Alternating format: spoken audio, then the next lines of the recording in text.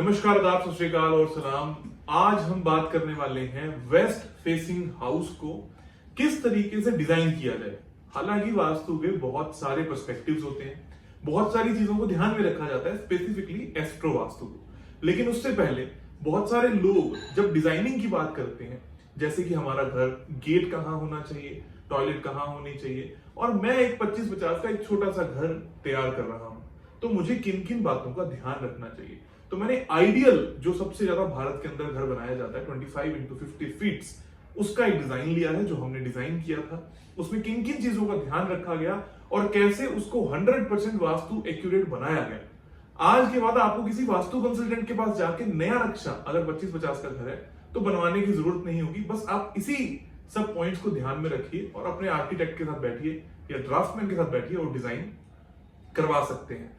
अब ये जो नक्शा है, सबसे पहले हम प्रोसेस कैसे फाइनल करते हैं इसका।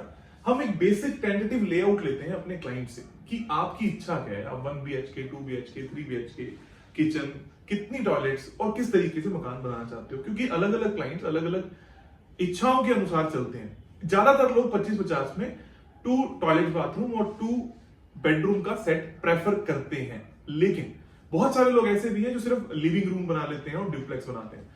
सो ये सब इच्छा अनुसार होगा, लेकिन हम एक स्टैंडर्ड फॉर्मेट की बात कर रहे हैं आज, जिसमें आप खुद से पश्चिम मुखी मकान को आराम से डिजाइन कर सकते हैं।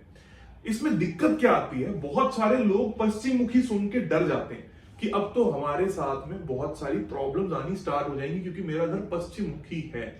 तो आपको ऐसे नहीं डरना है। उसका एक बेसिक नियम होता है, जब हम मुखी की बात करते हैं तो हम एंट्रेंस की बात करते हैं कि आपकी एंट्रेंस कौन सी दिशा में फॉल करती है। दिशा में वेस्ट में। अब वेस्ट में भी W3 और W4 पर अगर आपका प्रवेश द्वार आ सकता है तभी वो घर अच्छा है। अगर वो प्रवेश द्वार W1, W2, W5, W6, W7 या W8 में आ जाएगा तो ये प्रॉब्लम क्रिएट करेगा। आप लोग बड़े ही साफ सुथरे तरीके से देख सकते हो कि ये भी वेस्ट मुखी ही कहलाएगा, क्योंकि ज्यादातर लोग इस फेसिंग को वेस्ट कह देते हैं। तो ये W2 वेस्ट हो गया, W3, W4 ये एक्यूरेट है, और अगर उनका गेट यहां भी होगा तो वो भी एक प्रॉब्लम बन जाएगा। लेकिन इससे पहले एक और चैलेंज हमें देखने को मिलता है। वो सबसे बड़ा चैलेंज क्या है, जब लोग इसको एंशिएंट वास्तु के हिसाब से मानना स्टार्ट कर देते हैं। एंशिएंट वास्तु क्या कहती है, लोग क्या करते हैं, आप लोगों ने भी सुना होगा, बहुत सारे वास्तु कंसल्टेंट ऐसे करते होंगे, इस तरीके से अपने घर को डिवाइड कर लेते हैं। जब इसको डिवाइड कर लेते हैं तो इस कॉर्नर को साउथ वेस्ट मानते हैं, इसको नॉर्थ वेस्ट मानते हैं, इसको नॉर्थ मान लेते हैं पूरे को एक साथ, इसको north east, south east and south. ये क्या लॉजिक है, इसका आज तक समझ में नहीं आया है। इसको लोग वेस्ट मान लेते हैं और यहां पर आ जाता है ईस्ट। अब वो लोग क्या कहते हैं कि इस घर को जब डिजाइन करने लगेंगे तो आप इस हिस्से में अपना गेट ना बनवाएं। क्यों ना बनवाएं? क्योंकि ये नृत्य कोण आ गया। आपको बनवाना है तो आप नॉर्थ वेस्ट वाले हिस्से में बना लो, क्योंकि ये वायव्य है। आपके घर में वायु सही रहेगी, आपके घर में आना जाना परिवारों का बना रहेगा, आपकी रिश्तेदारी में आपकी उठ बैठ होगी और आपका व्यापार अच्छा चलेगा। लेकिन ये वाले गेट कर्जे के कारक हो जाते हैं। अब मैं आपको ये नहीं कह रहा कि आप साउथ वेस्ट में गेट बना सकते हैं, मैंने सिर्फ ये बोला कि जब आप डिग्रीज के हिसाब से डिवाइड नहीं करते तब आपको अक्सर ये चीज देखने को मिलती है। जबकि इस घर का जो साउथ वेस्ट है, इस घर का जो साउथ वेस्ट है वो यहां पर फॉल करता है। इस बात को निकालने के लिए आपको क्या करना होता है, आपको एक कंपास लेना है, कंपास की मदद से डिग्रीज लेनी है अपने घर की कि मेरा एग्जैक्ट नॉर्थ कहां पर है, और उसको इस तरीके की 16 दिशाओं में विभाजन कर लेना है। आप खुद भी कर सकते हैं, हमारे 8 सेशंस हैं यूट्यूब पर, आप उनको देखकर सीख भी सकते हैं। और अगर आप ये भी नहीं करना चाहते तो मार्केट में 1000 से 1500 रुपए के अंदर अलग अलग ड्राफ्टमैन हैं जो आपके नक्शे पर इसको लगा कर दे देते हैं। उनको वास्तु नहीं आता पर वो ये लगाकर जरूर दे देते हैं। अब अगर ये साउथ वेस्ट के अंदर आपका गेट आ गया तो वो प्रॉब्लमेटिक है। अगर आपका साउथ वेस्ट यहां आ जाता तो भी वो प्रॉब्लमेटिक होता। अब इस घर को डिजाइन करते वक्त भी हमारे साथ में ये वाला चैलेंज आया था, और हमें बहुत सारे लोगों ने बोला, मतलब जो मेरे क्लाइंट हैं उन्होंने बोला कि मेरे को कंसल्टेंट्स बोल रहे हैं या गली के लोग ऐसा बोल रहे हैं, नेबर्स लोग ये बोल रहे हैं कि आपने नृत्य कोण में अपना गेट दे दिया।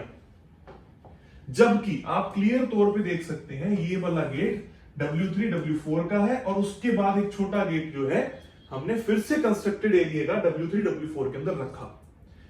अब फिर से बहुत सारे कंसल्टेंट पता नहीं क्या मिथ को बिलीव करते हैं कि आपने एक गेट यहां लगा रखा है तो 3 गेट एक रास्ते में आ गए, अब ये फिर से एक वास्तु दोष हो गया, जबकि ऐसा कोई वास्तु दोष एग्जिस्ट नहीं करता। इस घर में शिफ्ट होते ही इस इंसान की जो कमाई है वो अरबों रुपए तक पहुंच गई। मैं आपको एक प्रैक्टिकल इंप्लीमेंटेशन बता रहा हूं।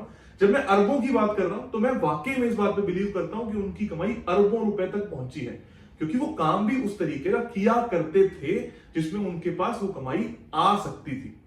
अब जब वो वहां तक पहुंचे हैं, उससे पहले हमने बहुत सारी चीजें की, लेकिन उसका बेस आधार ये बेसिक नक्शे को बनाया। आज वो इस घर में जरूर नहीं रहते, लेकिन इस घर में अच्छा खासा टाइम उन्होंने स्पेंड किया।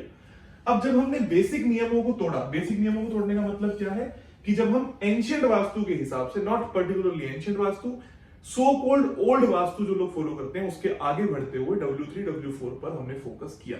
ये फर्स्ट स्टेप है, इसी के लिए मैं इस पर सबसे ज्यादा जोर डाल रहा हूं। अब सेकंड स्टेप क्या आता है? Toilets and kitchen. रूम से पहले इंपॉर्टेंट है टॉयलेट और किचन कौन सी दिशा में बनी हुई है। बेडरूम उतना ज्यादा इंपॉर्टेंट रोल प्ले नहीं करते जितना टॉयलेट और किचन करते हैं। अब जब हम किचन की डिसाइड किया तो यहां पर आ जाता है आपका ईस्ट साउथ ईस्ट, और वही बात ज्यादातर लोग इस ईस्ट साउथ ईस्ट में यहां पूर्व मुखी रखने के कारण अपना चूल्हा प्लेस कर देते हैं, रख देते हैं और कहते हैं हमारा अग्नि कोण है। किसके हिसाब से अग्नि कोण है? जब हमने एक 6x6 की या 3x3 की ग्रिड करी थी उसके हिसाब से। लेकिन इनका चूल्हा कहां पर आना चाहिए? इनका चूल्हा आना चाहिए यहां साउथ ईस्ट में, तभी जाकर वो अग्नि को बैलेंस करेगा और उनको बहुत अच्छे रिजल्ट मिलने वाले हैं।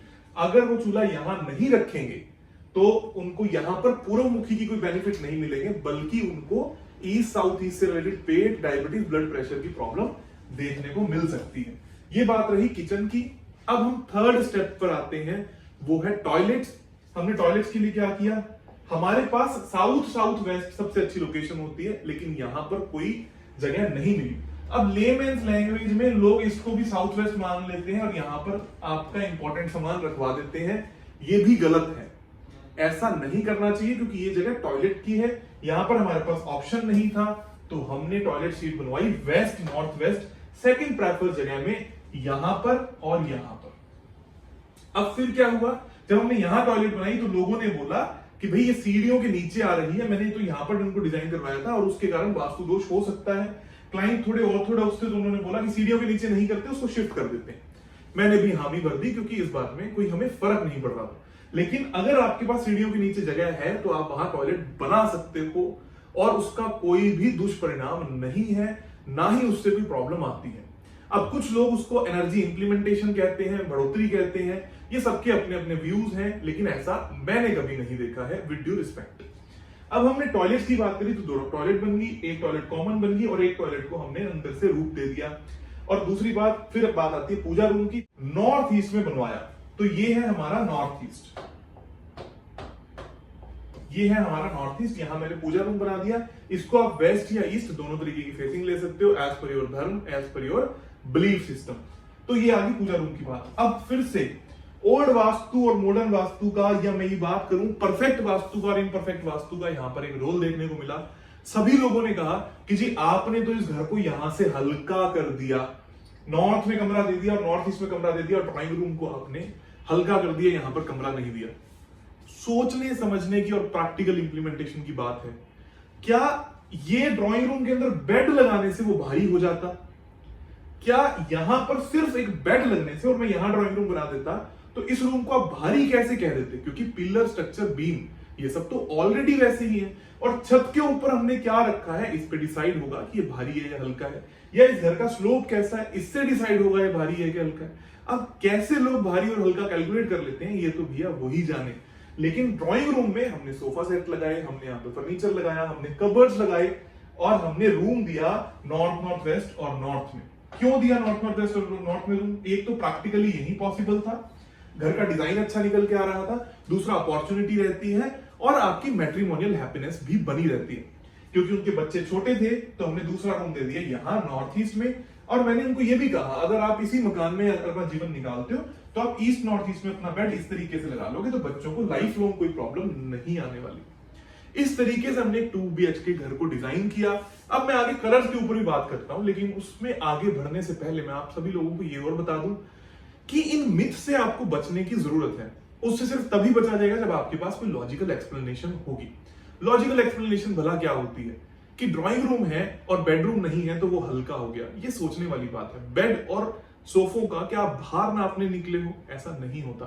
बात आती है छत की, बात आती है स्लोप्स की, सीढ़ियों के नीचे जब टॉयलेट की बात आती है, हो सकता है एक समय में वो वास्तु दोष क्रिएट करती हूँ या आज भी किसी लोगों को इस बात का वहम है, लेकिन कहीं ना कहीं जो हमारा पूरा घर है वो एक स्ट्रक्चर से जुड़ा हुआ है। ऐसे तो हर चीज एक दूसरे की एनर्जी से बंधी हुई है और सीढ़ियां जो कि ब्लॉक करती हैं उनको एम्पलीफायर कैसे कहा जा सकता है। इन सभी चीजों से हटकर आपको एक प्रैक्टिकल सिचुएशन में वास्तु का नक्शा बनाना चाहिए। सिर्फ मिथ से भरे रह जाओगे तो आई डोंट थिंक कि आपका एक अच्छा नक्शा या घर बन के आएगा, और वो कभी आपको सुख भी क्या देगा जब वो आपको आंखों को या आपके पैसों को सही दिखा भी नहीं रहा। तो मैं आगे बढ़ता हूं। मैंने ये रूम बनाए, अब हमने कलर्स की बात करी। कलर्स रखना इतना सिंपल है तो उसको भी कैलकुलेट नहीं कर पाते। इसका एक बार ग्राफ बनता है, हमने वो बार ग्राफ बनाया। अगर आप लोग बिल्कुल लेमैन हो, आपको बार ग्राफ के बारे में कोई नॉलेज नहीं है, ड्राफ्टमैन उसको बनाकर दे देते हैं। फिर भी अगर आपको नॉलेज नहीं है तो पूरे घर के अंदर आप क्रीम कलर करवा दीजिए, एटलीस्ट ये वास्तु दोष नहीं रहेगा। और उसके बाद जोनल कलर्स का आप सहारा थोड़ा थोड़ा ले सकते हो, जैसे कि साउथ ईस्ट है तो हल्का सा पिंक ले लिया, ब्राउन ले लिया, साउथ वेस्ट है तो गोल्डन ले लिया, ग्रे ले लिया, और यहां पर आप व्हाइट कलर्स ले सकते हो, नॉर्थ के अंदर आप ब्लू कलर्स ले सकते हो। और आप मेरी सीरीज भी देख सकते हो जिसके अंदर मैंने हर दिशा के कलर्स के बारे में बात करी है। इस तरीके से छोटी छोटी बारीकियों को ध्यान में रखते हुए एक ऐसा घर जिस घर से निकलकर एक इंसान को अरबों रुपए का प्राप्ति होगी। अरबों रुपए का मतलब बहुत बड़ी अमाउंट होती है। 100 करोड़, 200 करोड़, 500 करोड़ के टेंडर्स लेना। अब वो जो व्यक्ति है वो इस घर में ना रहकर, लेकिन इस घर को कभी बेचते नहीं है, उसको अपना ऑफिस बनाकर रखते हैं कि एटलीस्ट मेरे को इस घर से तरक्की मिली, क्योंकि वो काम भी उस लेवल का करते थे। दोस्तों, वास्तु है कर्म के पूरक। जितना कर्म करोगे उस हिसाब से 100% लाकर देना आपके वास्तु का धर्म और कर्म है। आप सभी का बहुत बहुत धन्यवाद। अगली वीडियो में मैं ईस्ट फेसिंग हाउस के बारे में बात करूंगा और इस तरीके से चारों दिशाओं के परफेक्ट नक्शे जरूर बना कर दूंगा। आप सभी का बहुत बहुत धन्यवाद, आभार और प्यार।